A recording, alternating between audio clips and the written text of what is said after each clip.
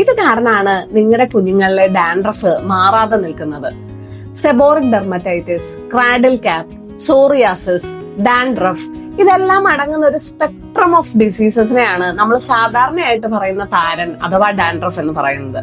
മിക്കവാറും നമ്മുടെ കേരളത്തിലെ അമ്മമാര് പറയും നല്ലോണം എണ്ണ തേക്കാൻ, ഒരു ഡെയിലി ഓയിലിംഗ്. ഒരുപാട് ഓയിൽ തേച്ച് കഴിഞ്ഞാൽ മുടി കട്ടിയായിട്ട് വളരും, മുടിയിൽ തിക്നെസ് വരും എന്നൊക്കെയാണ് ധാരണ.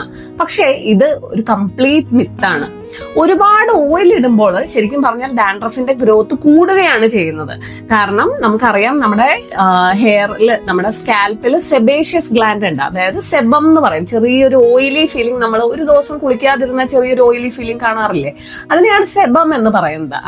അപ്പം നമ്മൾ ഈ ഡെയിലി ഈ ഓയിൽ ഇടുമ്പോൾ എന്ത് പറ്റുന്നു എന്ന് വെച്ചാൽ അവിടെ ഡേർട്ടും ബാക്ടീരിയ ഒക്കെ അടങ്ങിയിട്ട് ഈ ഡാൻഡ്രഫിന്റെ ഗ്രോത്ത് കൂട്ടുകയാണ് ചെയ്യുന്നത്.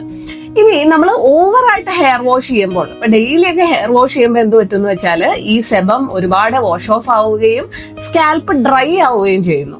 അതുകൊണ്ടും നമുക്ക് ഈ ഡാൻഡ്രഫിന്റെ ഗ്രോത്ത് കൂടും. കാരണം സ്കാൽപ്പ് ഡ്രൈ ആകുമ്പോൾ ഓട്ടോമാറ്റിക്കലി ഡാൻഡ്രഫ് ഗ്രോത്ത് കൂടുകയും ചെയ്യും.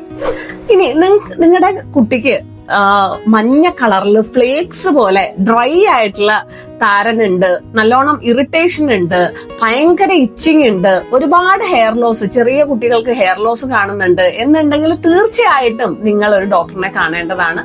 ഹോമിയോപ്പതിയിൽ ഇതിൽ പെർമനന്റ് ആയിട്ടുള്ള ഒരു സൊല്യൂഷൻ ഉണ്ട്. സോ ഇങ്ങനെയുള്ള ഹെൽത്ത് ടിപ്സിനായി doctor Aishwarya Skidy care follow ചെയ്യുക. Stay tune for more videos.